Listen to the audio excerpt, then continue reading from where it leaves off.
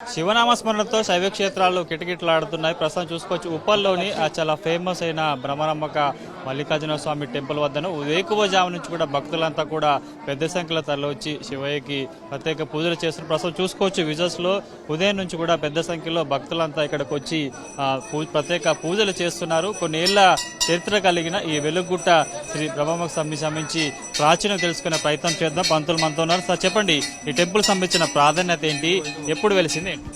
అయ్యా ఈ యొక్క దేవాలయం క్రీస్తుపూర్వం అండి. ఒక ఆయనకి ఈశ్వరుడు కల్లో కనబడి ఇక్కడ ఉన్నానని చెప్తే ఆయన వెతికిన తర్వాత మల్లన్న స్వామిగా దొరికారన్నమాట. అప్పటి నుంచి ఆయన ఇక్కడ ఈ దేవాలయాన్ని కన్స్ట్రక్షన్ చేశారు, అలా అభివృద్ధి చేశారు. అదయ్యా ఇక్కడ ఏంటంటే ఏదైనా సరే ఒక 40 రోజులు నిష్టగా చేసుకుంటే ఎవరి కోరికలేని తీరుతాయని ప్రసిద్ధి ఒకటి ఉంది. సందర్భంగా ఎలాంటి కార్యక్రమాలు ఇక్కడ ఉంటాయి?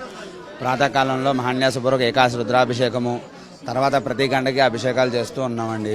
అలాగే మాధ్యాహ్న సమయంలో మేము విశేష అలంకారం చేస్తున్నాం ఈశ్వరుడికి. అలాగే సాయంత్రం సమయంలో సాయంత్రం 8:30కి కళ్యాణం ఉంటుంది. కళ్యాణం తర్వాత లింగోద్భవ కాల అభిషేకం ఉంటుంది. చూసుకోవచ్చు భక్తులు పెద్ద సంఖ్యలో వస్తుంటారు. ఉప్పల్ పరిసర ప్రాంతాలకు సంబంధించి కూడా వెలుగుట్ట మీద కొలువు తీరిన ఈ బ్రహ్మరాంబ మల్లికార్జున స్వామి దేవుడిని పరిశీలించుకునేందుకు భక్తులు కూడా వస్తారు. వారితో మాట్లాడదాం. ప్రస్తుతం చూసుకోవచ్చు విజువల్స్ లో ప్రత్యేక శివరాత్రి సందర్భంగా ప్రతి ఏడాది ఉత్సవాలు జరుగుతూ ఉంటాయి. దీనికి సంబంధించి సార్ చెప్పండి, ఈ టెంపుల్ సంబంధించి ప్రాధాన్యత ఏంటి, ఎట్లా ఉంటుంది ఏంటి? చాలా బాగుంటుందండి. స్టార్టింగ్ నుంచి వస్తున్నాం, ఇప్పుడు 10-15 ఇయర్స్.